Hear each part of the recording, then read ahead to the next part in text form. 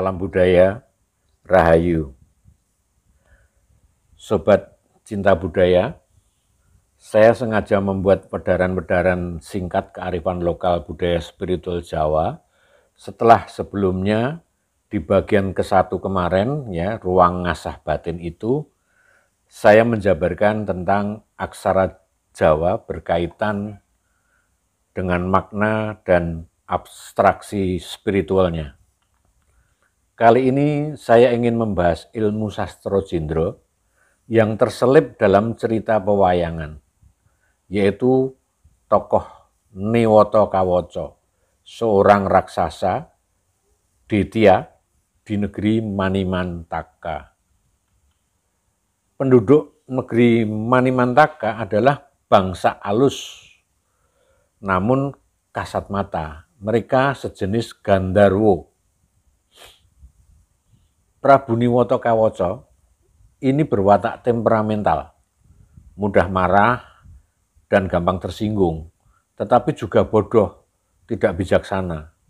Namun cita-citanya mempersatukan seluruh dunia wayang. Cita-citanya tinggi sekali. Namun sayangnya dengan menggunakan upaya-upaya ancaman, adu kekuatan, dan kekerasan. Prabu Niwata Kawaca sesumbar akan menaklukkan negeri Jonggring Saloka, tempat bermukimnya para dewa. Karena ia merasa tersaingi oleh negeri Amarta yang dipimpin oleh Prabu Yudhistira. Kerajaan yang belum lama berdiri namun sudah mampu membangun istana yang megah dan bisa mengadakan jamuan makan 40 hari bagi para raja dan punggawa di seluruh dunia pewayangan. Itulah makanya Prabu Niwata Kawaca itu sesumbar akan menyatukan seluruh dunia wayang. Di sisi lain, dalam kisah Arjuna Wiwaha, Arjuna mendapat sepucuk panah mahasakti bernama Pasupati dari Bathara Guru atas keberhasilannya laku topo di puncak gunung Indragila. Kemudian Arjuna mendapat sebuah tugas berat, yaitu harus menghancurkan Prabu Niwata Kawaca yang sudah mengancam dan menebarkan ketakutan di dunia manusia maupun dunia para dewa. Para dewa juga mengutus Dewi Supraba. Dewi Supraba ini dulu sebelumnya merupakan bidadari penggoda Arjuna saat bertapa. Sekarang dia harus mendampingi Arjuna.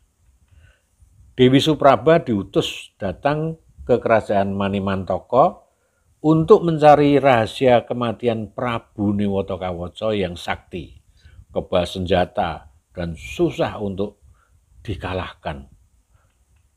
Dewi Supraba berpura-pura merayu agar menjadi istrinya, istri dari Niwata Kawaca.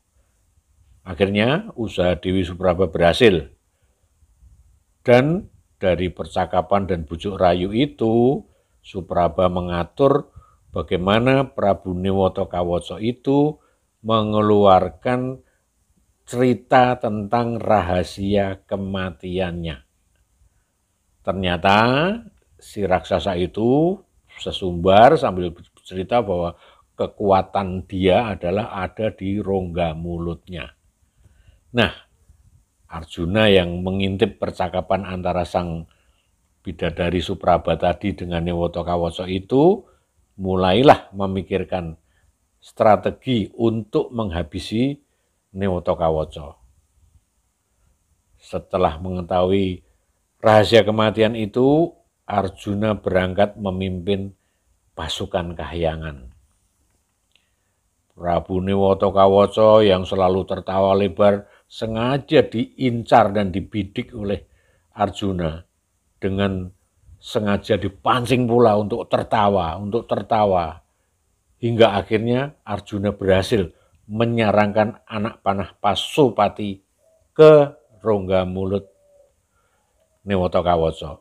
Nah, Kisah dari Kakawin Arjuna Wiwaha ini sebetulnya merupakan ajaran yang tersembunyi tentang ilmu sastra Jendra.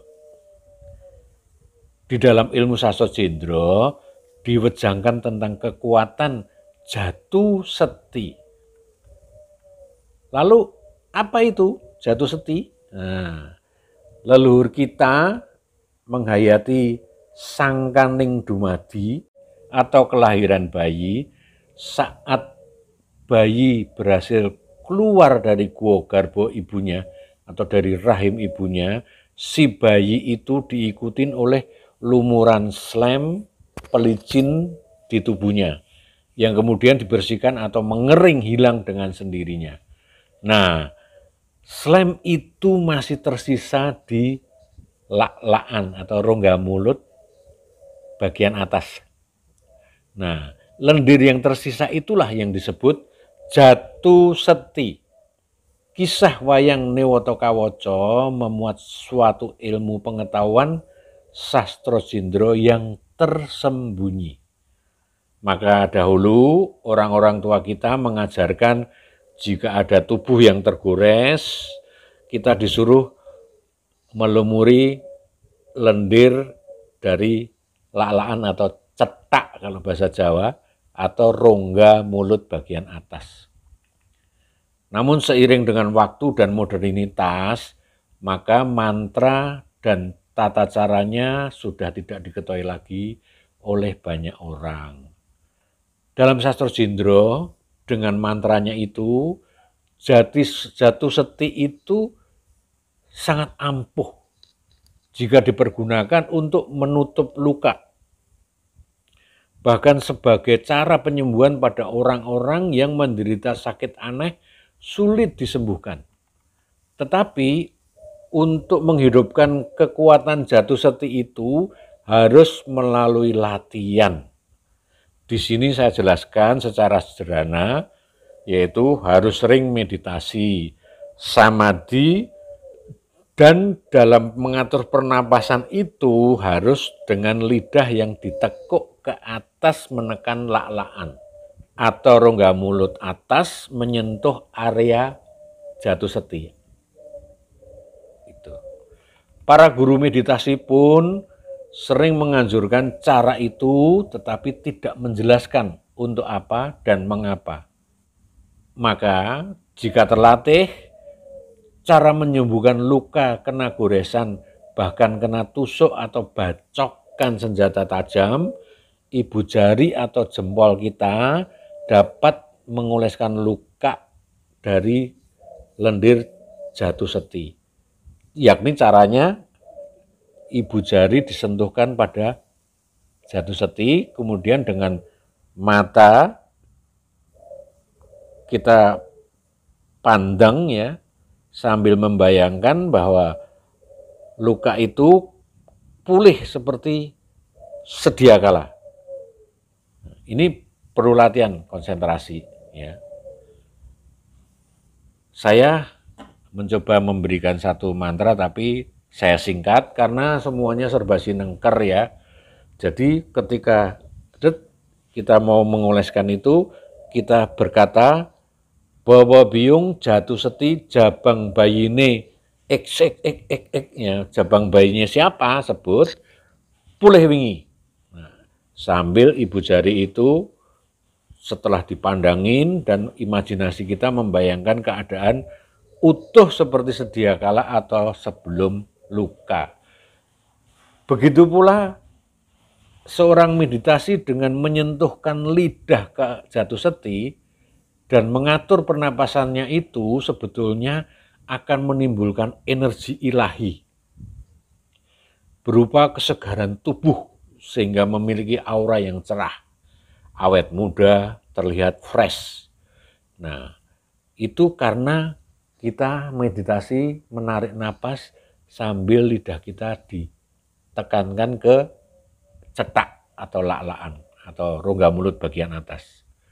Nah, bisa juga kita membuat tirta usodo atau tirta usada, air penyembuh untuk orang sakit aneh misalnya. Yaitu dengan cara ibu jari disentuhkan ke segelas air dengan mantranya dan konsentrasi membayangkan orang yang sakit segar seperti sedia kala. Jadi dioles jatuh seti, masukin ke air sambil mantra tadi bahwa biung jatuh seti, jabang bayinya si Amir misalnya, pulih wingi, langsung diminumkan. Nah, jadi pada saat kita belajar kanuragan misalnya, atau ilmu kasatrian dalam sastra Jendra, sang guru juga mengajarkan cara penyembuhan luka ini dulu. Sebagai antisipasi kalau si murid ternyata kurang yakin, sehingga ketika dilakukan uji coba, ternyata tembus. Nah, maka disitulah ajaran jatuh seti dipraktekkan. Itulah tentang jatuh seti. Jadi kata jatuh seti itu memang sudah boleh dibilang tidak pernah terdengar lagi. Nah, sobat pecinta budaya, saya kira cukup perdaran saya sederhana ini. Saya sudahi dulu perdaran sederhana ini, nanti kita sambung lagi dengan pedaran yang lain yang mungkin menjadi satu wawasan-wawasan baru bagi saudara-saudara, sobat-sobat kita semua. Salam budaya, Rahayu.